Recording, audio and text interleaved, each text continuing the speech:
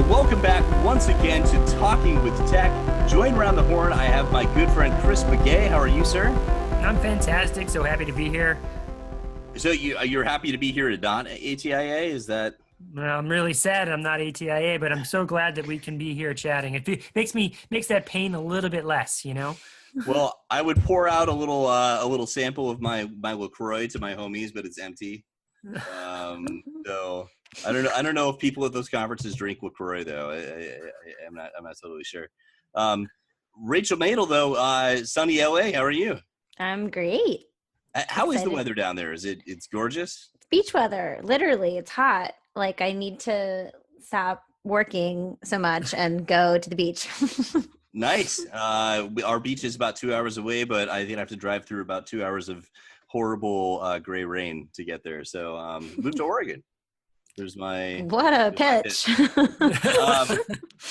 So I know that I always say that I'm really excited about the interview that we're going to have today, but this time is like super duper no exception. Like this is going to be, I think, something really mind shattering. So without even giving any introduction, let me pass it off to Chris McGay. What did you guys talk about? How do things change over time? And do you even know that you're in the middle of a transition when it transitions? You know, that one of the things we talk about in the interview that you'll hear is that the model that we currently use for selecting AAC was born out of an era when technology was at a scarcity. Right. Mm-hmm. Where it's really only been in the last 10 or 15 years that technology has really flourished, that now we all have devices that we walk around with, you know. Mm-hmm. And so does that in itself drive a change in how we should be looking at AAC? And I'm not saying it should. I'm just posing the question that maybe we should be considering that as a big change in how the world works, you know. No, I think you're exactly right. And I love the idea. A lot of what you've been talking about in this interview has made me think about is the idea of universal design. You talked about word prediction, and that's something that's universally accepted now. Anything that helps get more tools and resources to clinicians and teachers and students, I'm a fan of. And I think if we kind of take this universal approach, we're going to at least integrate these systems into everyday classrooms, and that teacher who, might not have ever been introduced to AAC, she's getting a training on it because everybody's getting a training on it. And I think that's the benefit to doing a universal system. One of them. Absolutely. I'll give you another one too, Rachel, and that is there's only so many minutes in the day, and there's only so many people that can be spending those minutes. So as a speech language pathologist, which would you rather do? Spend your time on assessment after assessment and assessment, making sure the person has the absolutely perfect device? Or would you rather spend your time working with the communication partners, building the entire program so they can use the systems that they have, you know? Exactly. And I feel like, these systems, for the most part, they have to have certain things, but they're very similar and they're very comprehensive. So it's not like we're choosing a system that doesn't have pretty much everything we would need. Obviously, there are these fine-tuning differences, but I completely agree as far as the implementation is the hardest part. And it's the most important. The assessments, we can do, a 10-hour assessment and recommend a perfect device. And if it's never used, what good is that? So exactly. I know, and that's the thing is our school clinicians and, especially AAC specialists, their time is limited because there's not enough of them. So, we really need to be strategic as far as what are we spending our time on?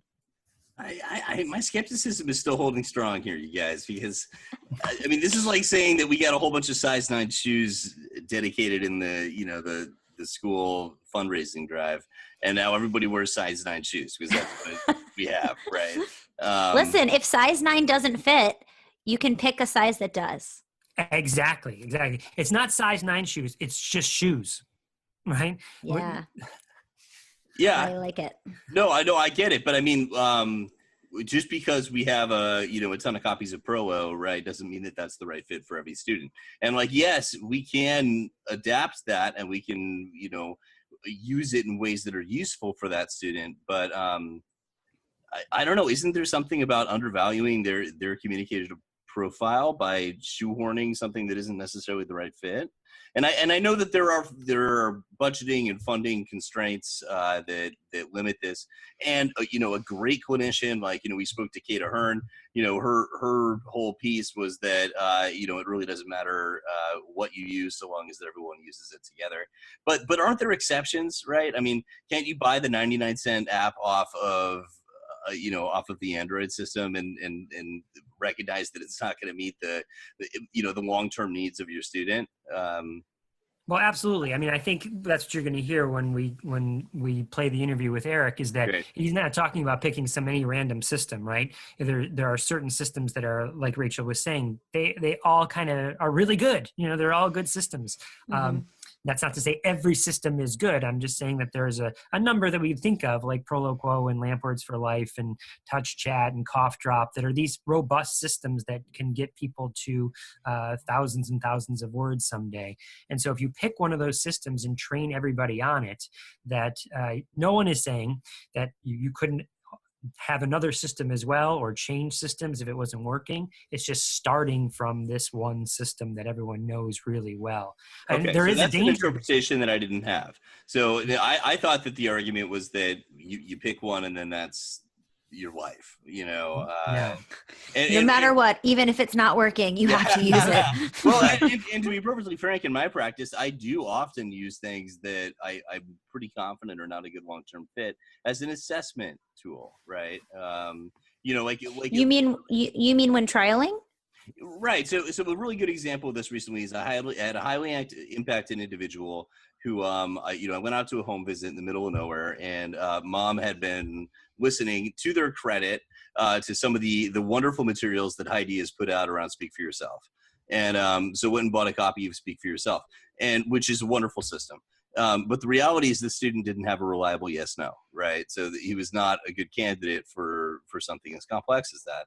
And so even though, well, you Chris just gave me a look, right? So yes, you can hide things, but there were visual components at play. There was also a huge emotional barrier for him about that, because he had worked with this woman named Soma for many years and had a very negative association with the device. So, we set him up with, a field of 4 motivating choices, and then grew and grew and grew. And now he's working on a field of 36. And, listen, I'm not saying what I did is right. I'm just saying that, we need to balance the need to provide a system that's robust throughout the lifetime with, the desire to make sure that the student wants to frickin' use the thing. Yeah. Sure. You know what it really sounds like, Lucas, is that student that you're talking about there wasn't in an environment that was conducive to language, where I think what you're about to hear with Erek is that that's what he's been trying to build, is that any student that comes into this environment, the environment is built with language. And in order to do that, we've had to pick one system to go with. One other thought there to talk about from a clinician's point of view or a teacher's point of view that is not even a clinician that might have some experience is this idea with, when you're talking about aided language stimulation, is that I've seen teachers sit behind the kidney-shaped table, and they have kid on their right has Lamp Words for Life, kid in front of them has Proloquo, and kid to the left has a low-tech PEC system. Right. How does that person and the assistants sitting around them model, to know where all the vocabulary is on system number 1, plus all the vocabulary on system number 2, plus the vocabulary on system number 3, and be able to manage it all becomes I've never seen it work really well. It's just really overwhelming. Right. Where if everyone in the environment knew one system well, and occasionally a kid came in that had a different system, or we knew it didn't work for them and we had to switch it, well, then we can adjust, because most of the principles that we're teaching are still the same, Right. Right. And it's really just a shift of focus, right? Instead of focusing so much on the assessment piece, it's just focusing on the implementation. It's not saying that it's not important and we don't need to. It's almost like, diagnostic therapy. It's like, okay, let's start something, get going, start doing therapy, and it's not working, let's tweak. Instead of, this big detailed, assessment right out of the gate. And things change anyway. I do assessments with kids, and then 6 months later, I'm like, man, I really wish I'd known, this little piece of information that would have maybe changed the system that I chose. Yeah. So, Rachel, I know this might be the entire episode before we even play the 45 minutes later. But I once heard Sam Sennett say that he was working with a student for, maybe it was 7 years or something like that before they started to see progress. Like they were modeling on a system for an extended period of time. And since I heard that, and that wasn't the only component, but it got me really thinking about trialing in general. Like, where did that model come from? Is it because insurances for funding make us trial 3 things in order to pick one? Or is there some sort of research that says it needs to be 3? Why not 5? And how long?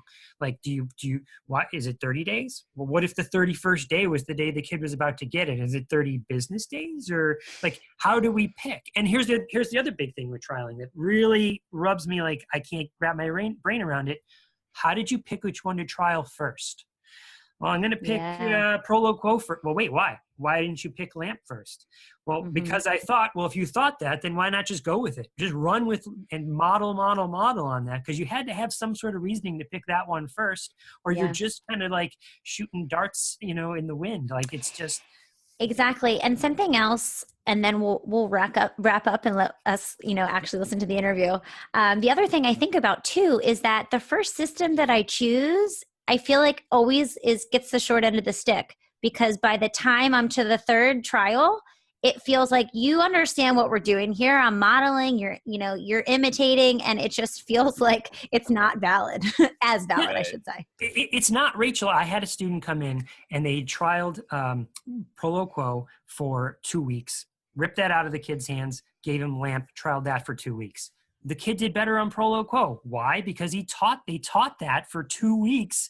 Yep. And, they were teaching and modeling him. They give him LAMP and start teaching. It's all the motor plans that he just built, gone. All the, where he knew where things were, gone. So and I bet you if they flip-flopped it and put LAMP first and then Prolo-Quo, he would have done better on LAMP. You know what I mean? Yeah. It's totally tainted science. It's just not good science to say the trialing works that way. Now, and I don't want to make this run any longer, but do you, and we're going to trim, by the way, because so when you say that you start with Prolo and they're more successful and then they go to LAMP, do you think that there are some students that are simply more inclined to do well with Prolo-Quo or hierarchical system than they are with the motor planning? I don't know. What do you think? You know what I mean? How do you know? Let's find some research. Yeah. I'm sure that if we had Jane Odom on again, we would be hearing some opinions. But Jane, shoot us an email. So so anyone who's been listening, we brought up 3 very controversial things today. I probably more so than we have in a little while. So we would love to hear your thoughts. Please send us an email at tech@speechscience.org. Feel free also to join our Facebook group, which is just called Talking with Tech. And then also, of course, go to our website, tech.speechscience.org. And then also, if you feel free, take to the Twitters. We have Talking with Tech. We'd love to hear your thoughts about this. What's tough about this for us is that with the exception of PECs, we really don't have a ton of research, corroborating a lot of these claims.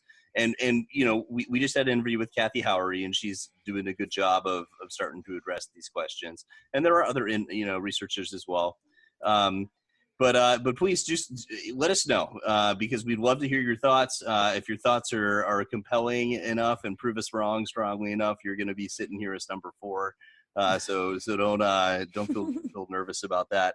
And final dig is that anyone who's at ATIA, we expect you to mail us any free goodies that come along. You can send them to 840 Northwest NATO Parkway, Portland, Oregon 97209. And I will carefully redistribute them out to our colleagues in LA and on the East Coast. So without further ado, though, why don't we just dive right into it? So I'm really, really curious to hear more about this interview with Erek Engars. Please do stick around afterwards, because we're going to be talking about some practical solutions that we can take away from this, as well as a little bit more of the debate, I'm sure. So thanks for listening. See you in a minute.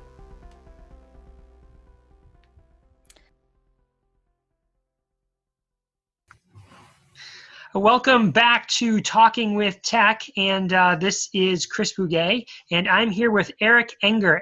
Erek, am I saying that right? Engar, E-N-G-A-R. Engar, not Engar. Yep. Yeah, gotcha. Okay, Engar. So, Erek, tell us a little about yourself. You're out in Utah? Yeah, so I'm out just barely north of Salt Lake City, Utah, in Davis County. I am the assistive technology specialist in Davis School District, so the whole county. So in our school district, we're about almost 80,000 students this year. We have 8 high schools with 1 being built. Yeah. Wow, are you growing? We are, yeah. So we are a farms to schools and houses sort of neighborhood. So lots of farms that are now becoming houses. So, and you have been doing this job for how long? So I've been doing assistive technology for the last 5 years. Before that, I taught in a functional skills classroom, so students with significant disabilities. And I taught elementary, junior high, and high school for a few years. I switched off every couple of years, and then I got the chance to do assistive technology full time, so I took it. Awesome. Yeah, me too. We parallel a lot, I think, our stories. So the reason I asked you, invited you on here today to participate in the podcast is because you and I share sort of a similar philosophy. By accident, we kind of discovered, yeah, hey, I kind of do that too, you know? So that philosophy I'm calling a specific language system first approach to AAC. Does that sound like a good name for it? I think that's a pretty accurate description of it, yeah. Do you want to dive in and describe what it is and what you're doing? Yeah, absolutely. So I think the important thing to do here first, though, is to build my escape hatches, right? Because I think when we talk about this, we spend a lot of time talking about the details of it, and people think, oh, this is just what they're doing. This is the whole piece of it. And it's one piece of many things that we're doing. So when we talk about a specific language system first, you and I are probably talking about a high-tech or a more complex AAC system for students to use. And again, that's just one aspect. We do a lot of low-tech, mid-tech, we do switches, we do paper, we do all of those things. But we have one basic system that we start with most of our students, and again, not all, to implement a higher-end AAC device. So a lot more robust communication system with lots of core vocabulary and fringe vocabulary and those kinds of things, so that we can have one system that we implement sort of as our go-to. But again, we use all systems. We have students with every system out there, but we sort of have one go-to, so we built a system around that supports that as well as the other systems, so that we can implement things faster. So we spend a little less time assessing, a lot more time implementing with students. So, Erek, I love how you phrase all of that, because maybe you are, or I know I am, a little gun shy to talk about this a little bit, because it's the first things people seem to say is, yeah, but that's a one-size-fits-all model that you're talking about. Whoa, we're not. There's plenty of other, just everything you just said, we do too, and I'm a big fan of, right? I mean, that's why we do them. It's not a one-size-fits-all, but it's maybe we want to start someplace with that presuming competence. And so how do we do that is we build a consistent approach for everybody. So let me just back up and say, let's say I was a parent and I had a preschool age student that was coming into your school district that was maybe, let's say, 3 or 4 years old, and at this time not using a whole lot of verbal speech. Maybe they've never heard a word, or maybe my child has 1 or 2 words. What would they expect to see? What would happen? So we would start it at the school team, right? And the school team would collect the data that they're doing anyway. So this student qualifies for speech, so we have some standardized assessments. We have a lot of anecdotal data. We have a lot of classroom data on how this student's doing. So we're also not just looking at what we think might be best. We actually have quite a bit of data already in place. We're just not coming out and saying, okay, well, let's assess them just for AAC usage, right? Because we know what kind of vocabulary system they need. They need a lot of core vocabulary that's developmentally appropriate. They need ways to participate in their classroom instruction. So in our school district, our next step would be to say, okay, let's talk about some of those options. So we'd help narrow it down, right? We wouldn't just say, this is the one thing we're going to do for you. So we'd have a conversation. But our go-to solution probably would be a system like an iPad. In our district, we use Proloquo to Go. I can argue for which one's better all day long, and I can take every single side because they're just great systems nowadays, which is a bonus for us, right? Because all of these systems work pretty similarly, and they work really well. So in our district, we would say, okay, here's the iPad, here's Proloquo to go, and we start it on a 6x10 grid. So even in preschool, we would start it on a 6x10 grid. So quite a bit of vocabulary on that home page, quite a bit of core vocabulary and some fringe. And we would start it as an implementation process of aided language. So having the teachers and the parents use that device to model to the students as we start the process. And that would be our first evaluation, is how are they responding to the device? Are they paying attention to the buttons that we're hitting? Are they using it and trying to model trying to follow the things that we're doing with it? So let me ask, when you say Proloquo to Go is your go-to device, does that mean you have teachers that have been using it now for a year or 2 years or 3 years in some cases? 3-4 years sometimes, yeah. And so they're pretty fluent and know the device and know the system and know what they're doing? Yes and no, right? Because and this is part of why we went with what we're calling that specific language system first. Maybe we take a step back too. Maybe we look at why we did it this way, right? Okay. So our basic system would be, Proloquo to Go, 6x10 grid, right? And again, one of many solutions, right? Not just our only solution. Mm-hmm. But what we were running into was exactly what you were alluding to right there, is teachers had to learn lots of different systems, so nobody was becoming proficient with any system. Yep. One teacher was using LAMP, the other was using POD, and so they couldn't collaborate very well either, right? So now we lost our community of not only language learners, but language instructors. And we wanted to build a community of people who had one tool that they knew really, really well, they could then use as a jumping off point to those other systems as well, so that it wouldn't be all brand new to them. They would have this nice big base of skill set that they could use no matter what device they ended up with in the end.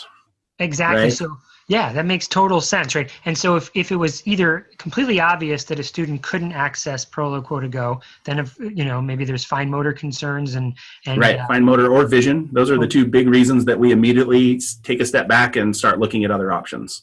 Absolutely. I can't say my school district is doing this, but I am a big fan of that same approach where, and the reason I'm a fan of it is this idea of mass feature matching. So I think a lot of people who work in assistive technology are familiar with the term feature matching. If people who are listening aren't, I'll just get a quick description and tell me, throw anything in here if you feel like I'm missing it.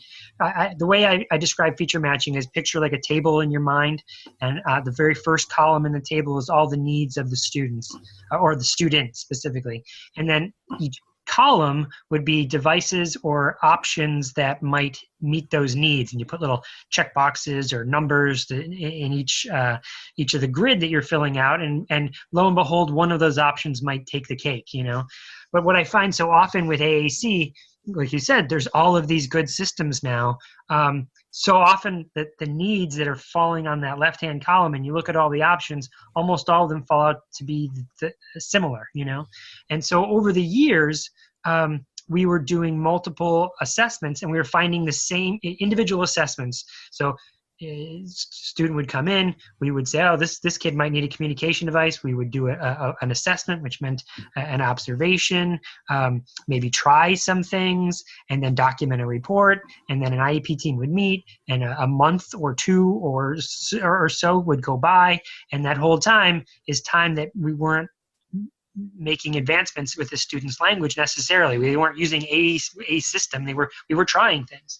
And so after doing this over and over and over and over years and years and years and over again, we found a pattern emerge that we said, well, what if we do this mass feature matching? Like the most students, we're finding we're using the same communication app over and over and over again. Did you find a similar? What's your experience? Yeah, absolutely. So a couple of things. Number one, that model started under a scarcity, right? There weren't great communication systems out there. They were in development. Go back 10 years and look at your AAC systems. They were impossibly hard to program, and they were making great, but they were engineer devices, right? You could tell an engineer had built this.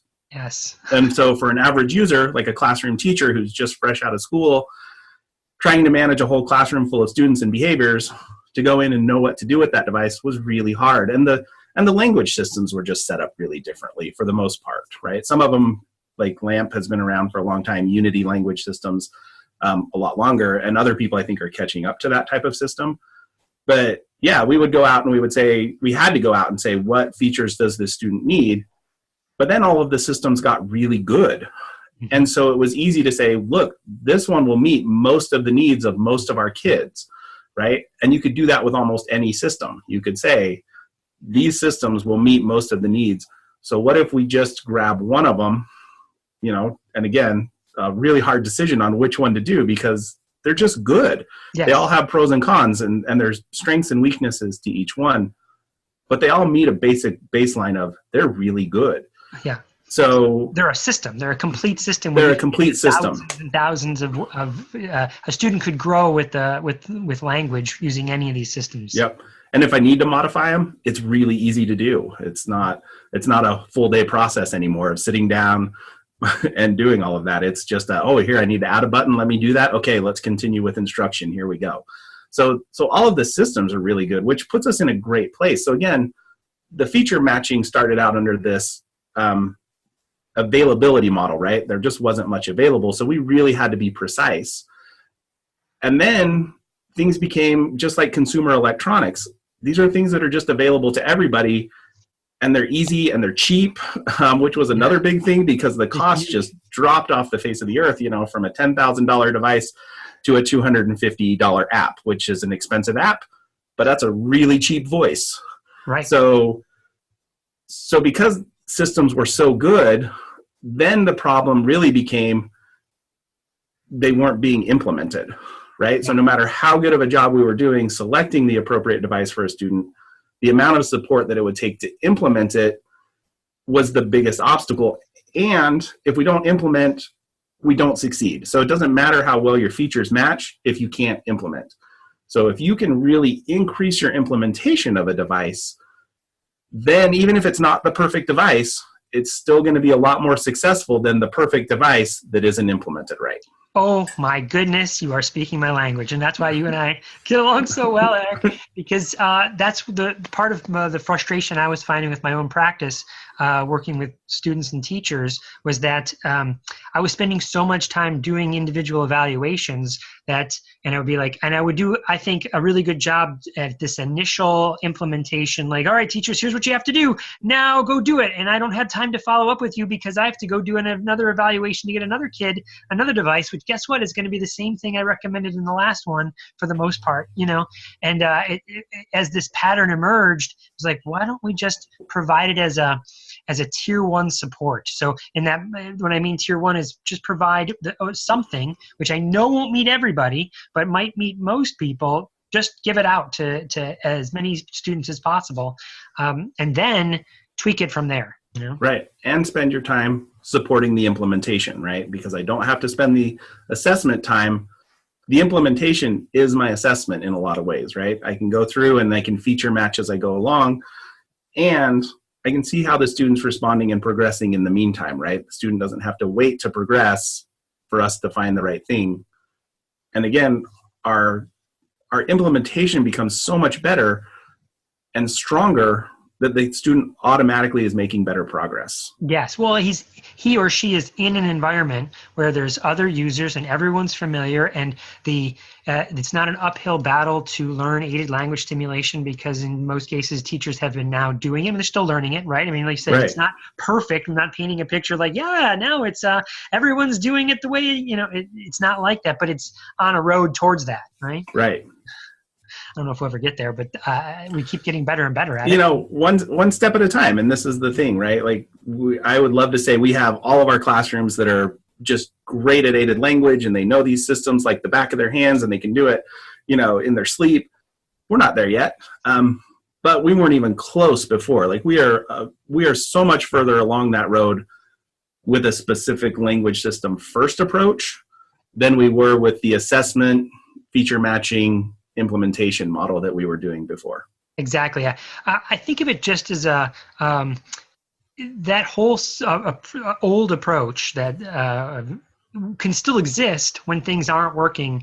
When you immediately you notice, or your data, your feedback from trying things with students, saying, you know what, this isn't working. We can still go back and do a fuller assessment if we need to. We can, and we have all these buckets of data and evidence now beforehand to explain, well, why wasn't that a good match? Do you find that happens frequently, infrequently? What's your take on how often someone has to go, okay, this we got it wrong, we got to come back and fix it? So I would still say our number one concern that we run into, like when we go out to a school to check on how things are going, and we'll talk about a little bit later about the supports that we have in place as well. Our number one concern, though, when we go out to a classroom or talk to a parent, the number one reason they'll give us is the student doesn't like it. Yeah. Right? We've tried it, they don't like it. And we always say, okay, let's take a step back. And we talk about aided language. We've started talking about it under an explicit instruction model. So I do, we do, you do. And I say, the reason you've given me is the you do part, right? He doesn't like it. So the you do for the student isn't happening yet. Let's take a step back and look at the I do and the we do parts and make sure we've got those right. And that's going to explain the you do part. So we can go back and invariably what happens is they're like, yeah, we haven't really been using it much. We sat him down. We tried to get him to ask for a few things, which makes it more task-based learning. Totally. And I don't think task-based learning works well with language development. Yeah. Language development happens where it happens, when it happens, and why it happens, right? It's in the moment is what makes it powerful, and those connections for students, right? No student wants to sit down and have to ask for an item over and over and over. Like that gives us great data as a school district and as a practical piece, but it doesn't really help develop language the way we want it to. And the way these systems are built to implement language, right? To teach language is that I do and the we do part first. And the I do takes a lot of time, right? So honestly, with the features, it used to be the first two questions we would get the first two concerns we would get were these. Hey, there's too many buttons on this device. And then the second question was always, how do I add new buttons?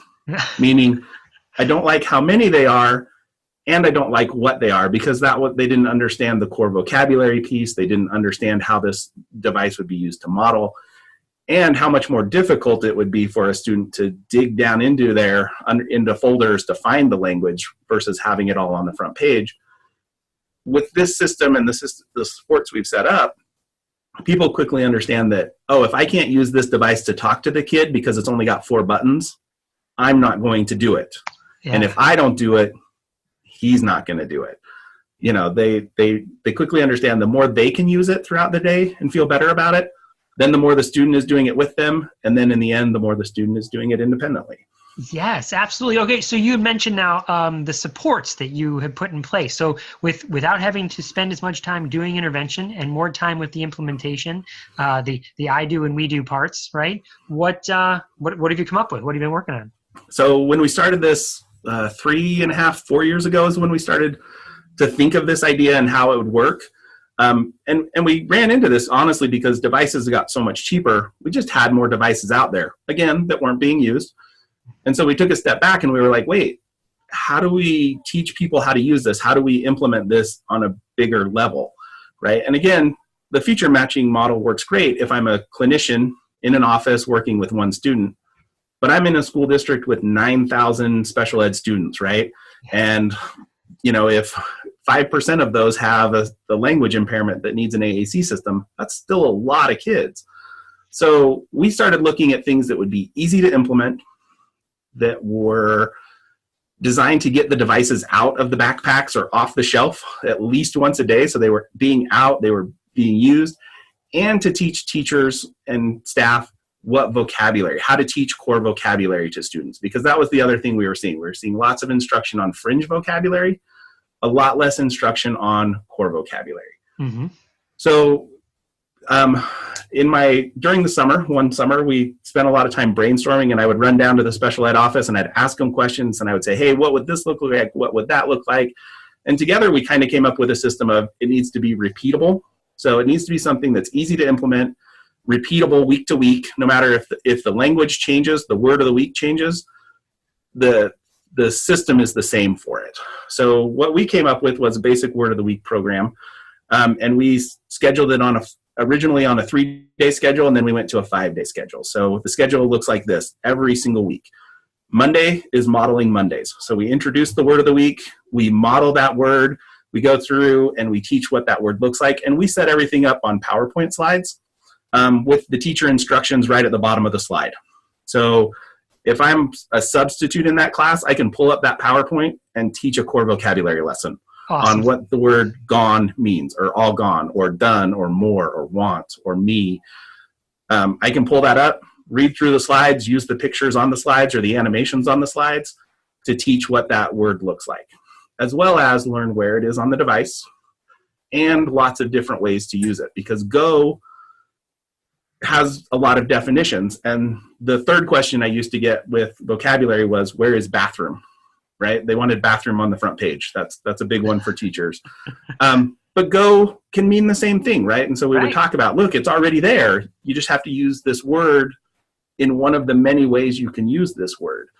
So Monday, every Monday is modeling Mondays. We go through, again, we teach what the word means, how to use it, and practice it. And then there's usually some little activities that go along with it. Tuesday is always a literacy day, because we saw that, going back to what we had seen with fringe vocabulary, it was a mealtime language activity. And we wanted it to be an educational language activity. So we put up a literacy piece. And what we did was we just went through and wrote simple little stories in PowerPoint that used the core word of the week in the story over and over and over, right? So that they could use it and say it each time it was in the story. And then we've started to go through and add in like a writing piece with that as well. So, hey, let's create this sentence. Here's how you hit the buttons to create this sentence. And here's the folder you're going to go into create this sentence. Here's how it's going to work for you. So they can practice some of those writing skills as well. So it's reading and writing on Tuesdays. Wednesdays is always a math day. And math, we get a little creative, right? Because Go on math isn't really a math word, typically like we would think about it. But it is with sorting. What goes in here? How do I sort this, right? What number goes at the end of this equation? So 1 + 1 is what? What goes here? And I can talk about how Go applies to math. I can put numbers on a calculator so that what numbers go into the calculator. How do I sort? How much time has gone by? That's a Go word. Mm-hmm. So I can apply it to math principles as well. Every Thursday is a review. So we review the previous 4 weeks, and we just have fun little activities. Sometimes it's fill in the blank. Sometimes we grab silly pictures off the internet and we say, hey, use words to talk about this picture. So it's a giant spider looming over you. And when we pulled that up in one class, the student immediately hit stop, because they didn't like the spider, and that was fair. So we switched to the next slide, right? We said, stop, you don't want this one. So we could reinforce the language usage. And then our Fridays are, because we use Proloquo to Go, there's some folders on there. We, on Friday, do a folder exploration, right? So go through and talk about what's in those folders so that people can become more proficient with the device as time goes on. They don't have to learn it all at once. And we tell people all the time, you just have to know one more thing than your students. If your student's using 1 word and you can use 2 words, you're great. If they're using 3 and you can use 4, you're set. Let's make this doable for staff, because again, they're busy. They've got a whole classroom to manage. They've got behavior, they've got toileting, they've got feeding, they've got all of this stuff going on in their classrooms.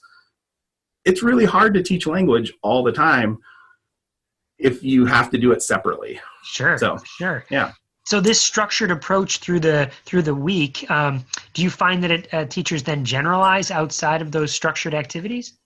So generalization is probably the piece we're starting to tackle next. Mm-hmm. At first, we were super happy that they just had the device out. They were using it during the lesson and putting it back on the shelf. Like, that was still a win for us. Yeah. What we're seeing more and more as they get more familiar with the vocabulary and how to use it, they're feeling better about it and starting to generalize more. Yeah. And the thing about the lessons really was, it's not to teach the students how to use it.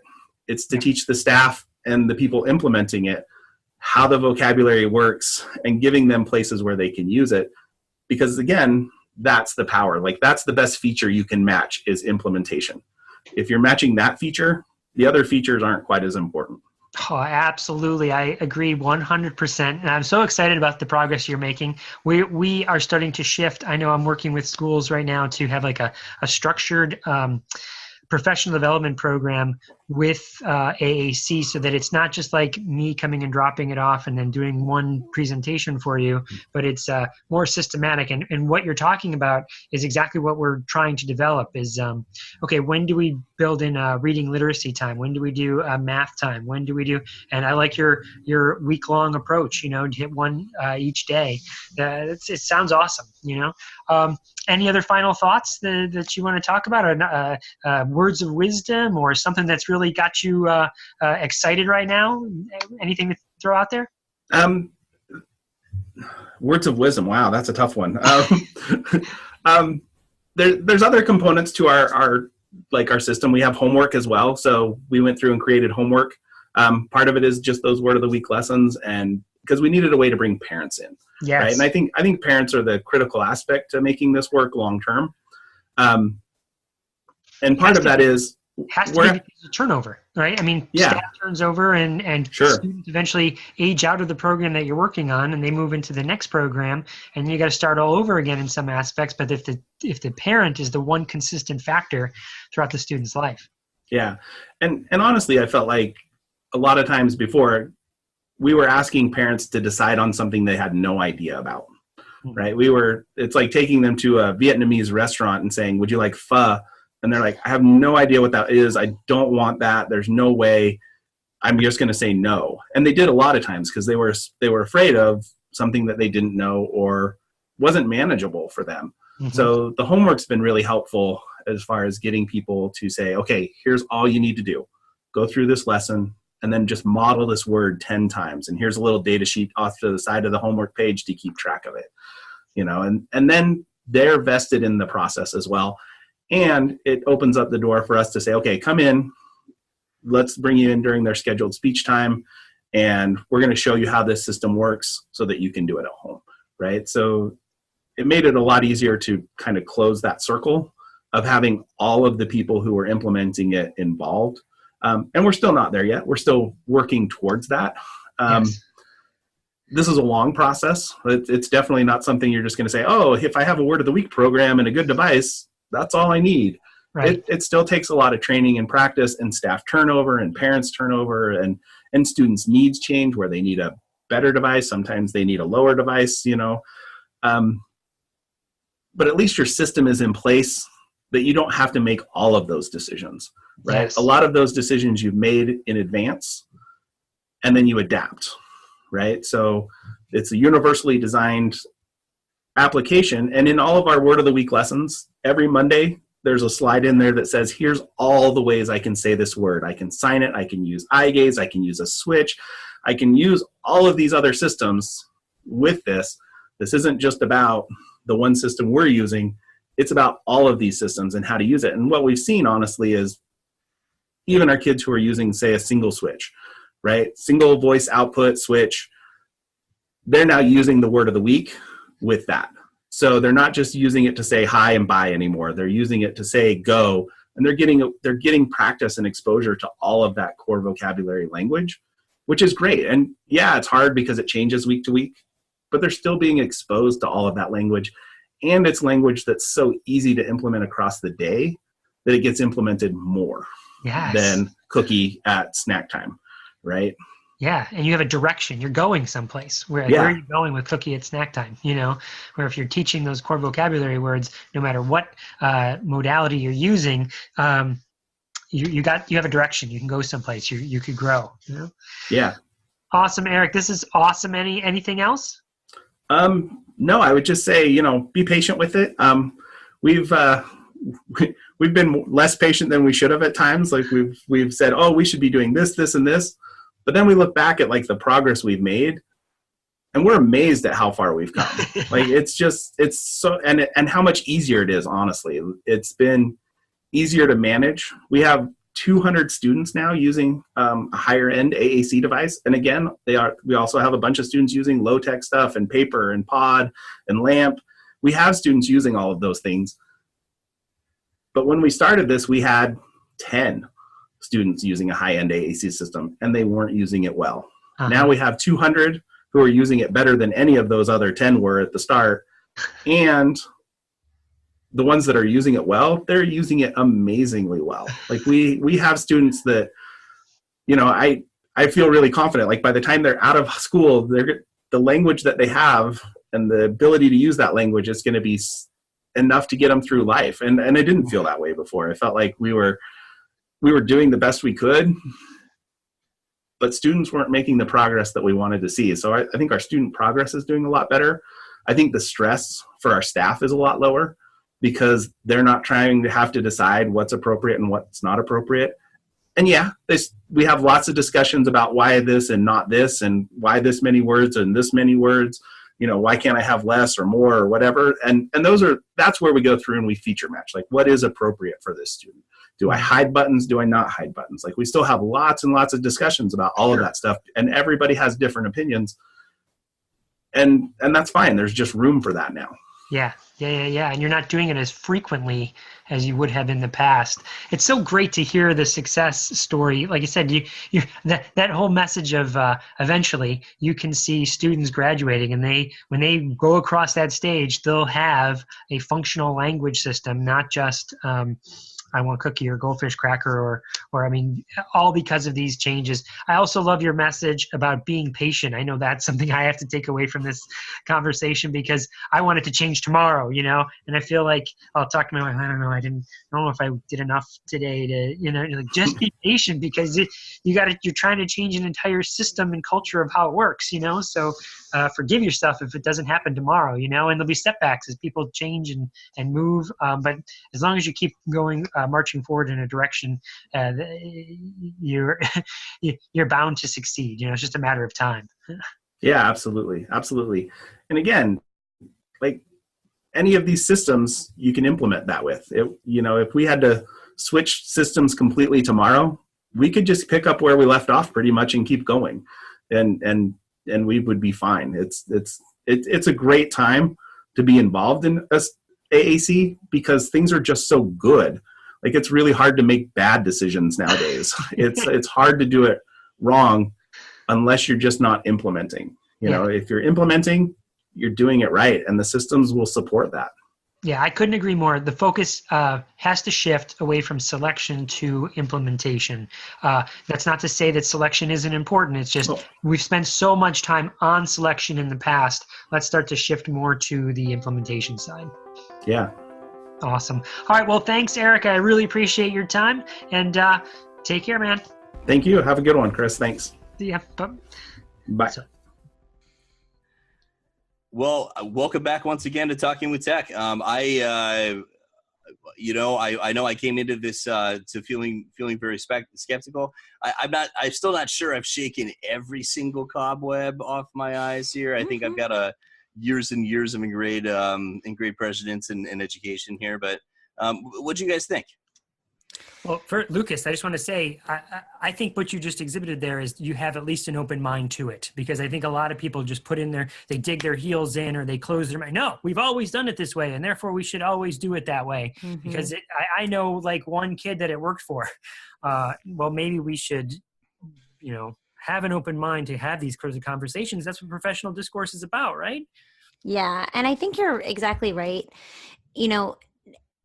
Every field goes through innovation, and nothing should stay stagnant. Everything is always evolving, and it's hard. Transitions are hard because we like to stick with what we know and what we're used to. But the reality is we're burdened with so many children who need support and not enough professionals that are able to provide that support. And that's why I really appreciate thinking about this different approach, because it really allows for professionals to learn how to implement these systems, which at the end of the day is literally the most important thing. We put a lot of value in the assessment piece, and, you know, as we should, we need to figure out what works and for that specific child, and, you know, that will better allow us to implement more effectively. But I think that what I'm seeing lacking in a lot of the schools that I'm, you know, in is just teachers need help. They need help with implementation, and they need to figure out, how do I actually use this thing? And I think that it definitely helps when there's one system and we're not kind of bouncing between, you know, LAMP and Proloquo and PECS, the example you gave earlier, Chris. So, Rachel, this is really to you. I know we've had a great working relationship over the last, I don't know, a couple months, you know, but all this year, something's been kind of brewing, and I feel like I need to share it with you now, because I made, and it might be a little bit hard to hear at first, and it's definitely going to be embarrassing for me, but I need to share it with both of you, especially you, Rachel, knowing what's coming up here in the next few days. And that is, I made a promise a long time ago to my wife that if her team made it to the Super Bowl, that I would have to support her team. So here I am. You had me so nervous here, man. I was so nervous, but now I'm so...